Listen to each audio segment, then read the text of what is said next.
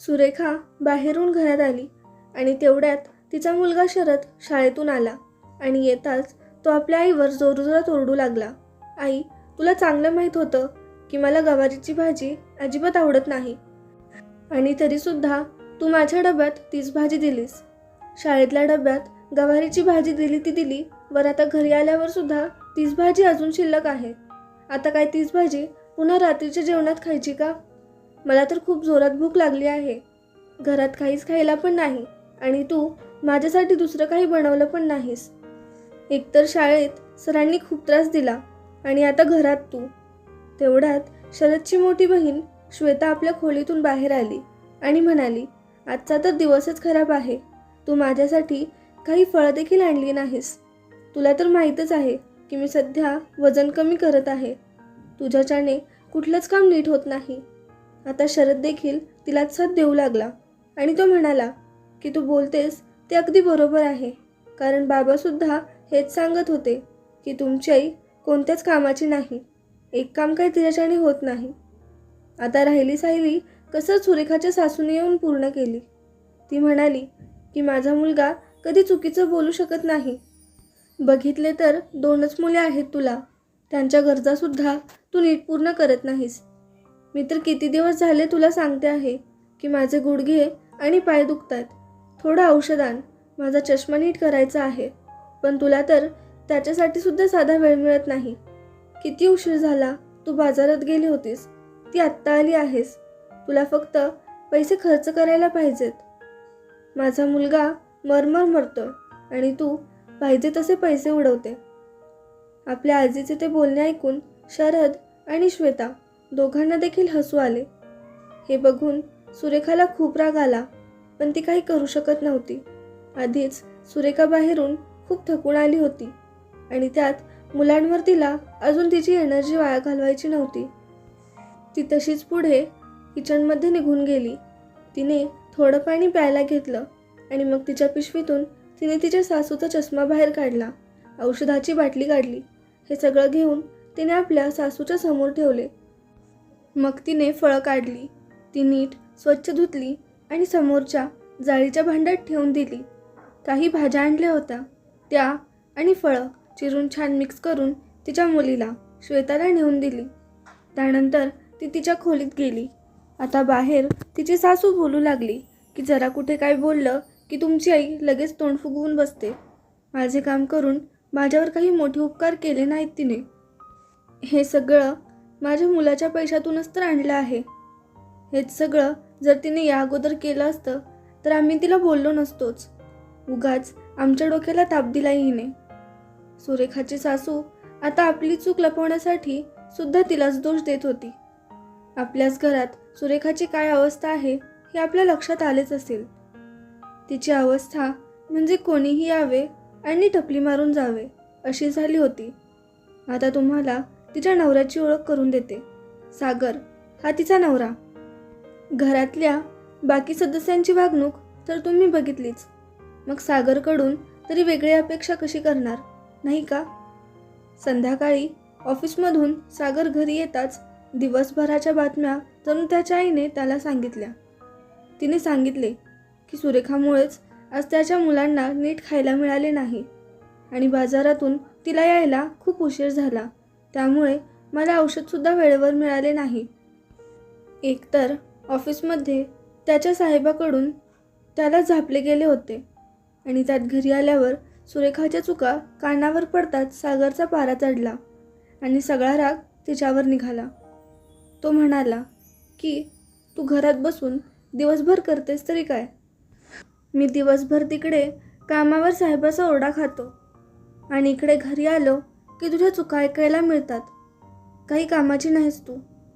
तुला होत नसेल तर तसं स्पष्ट सांग. मी एखादी बाई ठेवतो घरकामासाठी. कमीत कमी या रोजच्या तुझ्या कटकटीतून तरी सुटका होईल माझी.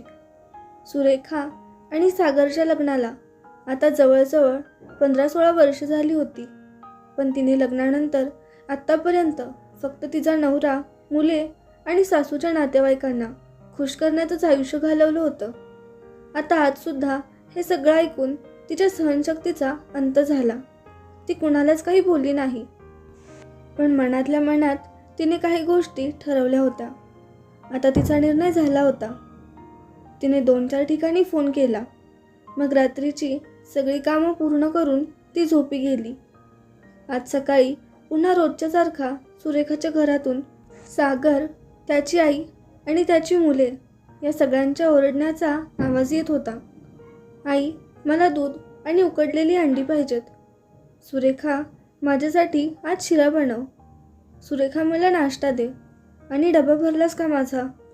हे सगळं ऐकत असलेली सुरेखा अचानक किचनमधून बाहेर आली आणि म्हणाली की तुम्हाला कुणाला काय पाहिजे, कसं पाहिजे आणि किती पाहिजे ते सगळं आता हिला सांगायचं. त्यांच्या किचनमधून एक बाई बाहेर आली. सुरेखाने सगळ्यांना तिची ओळख करून दिली. ती म्हणाली, हिचं नाव विमला. आजपासून तुमच्या सगळ्यांच्या गरजा हीच पूर्ण करेल. हे ऐकून सागर रागाने तिला म्हणाला की सुरेखा, हे सगळं काय चाललंय? सासूने सुद्धा लगेच बोलायला सुरुवात केली आणि ती म्हणाली, आमच्या घरात आजपर्यंत कधीच कामाला बाई ठेवली नव्हती. तुला फक्त माझ्या मुलाचे पैसे उडवायला येतात, बाकी काही नाही. ही कामवाली बाई घरातली कामं करणार आणि मग तू काय करणार? आता मात्र सुरेखाला राग आला आणि ती रागातच म्हणाली, आई, आतापासून मी तेच करणार जे तुमच्या दृष्टीने मी गेली 15-16 वर्ष करत आली आहे, ते म्हणजे आराम. आणि सागर, तुम्ही तर मला कालच स्पष्ट शब्दात सांगितलं होतं की तुझ्याच्याने होत नसेल तर तसं सांग, मी एखादी बाई ठेवतो घरकामासाठी. तर आज मी तुम्हाला आणि या घरातल्या बाकी सगळ्यांना स्पष्ट शब्दात सांगते की आता इथून पुढे मला तुमच्या घराची जबाबदारी सांभाळता येणार नाही. तुम्हाला सगळ्यांना त्रास पडू नये म्हणून विमलाला आजपासूनच कामावर ठेवली आहे. आता तुम्हाला काय पाहिजे, किती पाहिजे ते सगळं तुम्ही तिला सांगू शकता. सुरेखाच्या या असल्या वागण्याने सागर अजून जास्तच रागावला आणि म्हणाला, सुरेखा, हे काय नाटक लावलं आहेस तू? सुरेखा म्हणाली, नाटक हे नाही. नाटक तर ते आहे जे गेली कित्येक वर्षे तुम्ही सर्वजण माझ्याशी करत आला आहात. सागर माझा नवरा असल्याचा, आई माझी सासू असल्याचं, तर माझी 2 मुलं, त्यांच्याबद्दल तर मी न बोललेलंच बरं. ज्या घराला आजपर्यंत मी माझे घर समजून तुमची एवढी सेवा करत आले, ते घर माझे नाहीच हे मला कालच समजले. माझी लायकी तर या घरात फक्त एका नोकराची आहे. सकाळी उठल्यापासून ते रात्री झोपेपर्यंत फक्त आणि फक्त तुमच्या सगळ्यांचीच काळजी घेत असते. पण त्या बदल्यात साधे 2 प्रेमाचे शब्दसुद्धा कुणी बोलत नाही माझ्याशी. सुरेखा तिच्या सासूकडे बघत म्हणाली, आई, मी बाजारात गेली होती, पण तुमच्या मुलाच्या गरजेच्या वस्तू तसेच या घरातलं सामान आणि तुमच्या नातवांच्या सामानासाठीच गेले होते. तुमच्या मुलाच्या कमाईच्या पैशातून मी माझ्यासाठी काही एक आणायला गेले नव्हते. एवढ्या उन्हात हातात एवढी सामानाची पिशवी घेऊन घरी आले, पण त्यावेळी कुणी मला साधं पाणीसुद्धा विचारलं नाही. उलट पेटी भरून माझ्या चुका काय काय आहेत हेच सगळेजण मला सांगत सुटलात. शरदच्या शाळेत काही घडलं की त्याचा राग माझ्यावर काढायचा. श्वेताचा अभ्यास झाला नाही की त्याचा राग माझ्यावर काढायचा. सागरला ऑफिसमध्ये कोणी काही बोलले की त्याने त्याचा राग माझ्यावरच काढायचा. आणि आई, तुमची तर माझ्याशी न जाणे कुठल्या जन्माची खुन्नस आहे. तुम्ही तर माझ्याशी आजपर्यंत कधीच प्रेमाचे 2 शब्द बोलला नाहीत. तुमच्या सगळ्यांसाठी मी म्हणजे कोणीही यावे आणि आपला राग काढावा अशीच आहे. प्रत्येक गोष्टीत मला दुय्यम स्थान. आजपर्यंत तुमच्यापैकी कोणी कधी मला विचारलं का की तुला काही त्रास आहे का, तुला काही आवडतं का? तसेही या सगळ्यात तुम्हा लोकांची काहीच चूक नाही म्हणा, कारण आम्हा बायकांनाच मुळात स्वाभिमान नसतो. आई, तुमचा मुलगा बाहेर मरमर काम करतो, तसंच मी सुद्धा घरात दिवसरात्र राबत असते. तुमचा मुलगा सकाळी 11 ते 5 पर्यंत काम करतो, त्यात त्याला रविवार आणि बाकीच्या सुट्ट्या मिळतात. पण मी मात्र 24 तास आणि तेही सुट्टी न घेता तुमच्या मुलाचं घर सांभाळत असते. सगळ्यांना हवं ते हवं तसं बनवून देते. आणि एवढं सगळं करूनसुद्धा वर मलाच ऐकवलं जातं की मी काहीच कामाची नाही, माझ्याच्याने काही जमत नाही.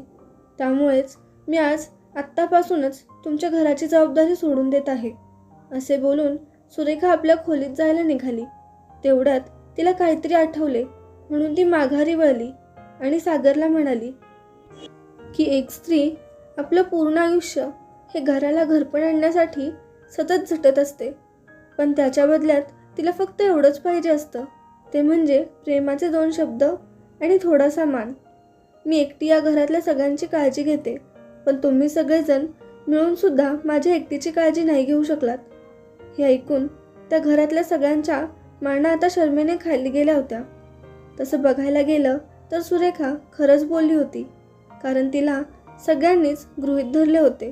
कोणीही यावे आणि थपली मारून जावे अशीच काहीशी अवस्था तिची करून ठेवली होती.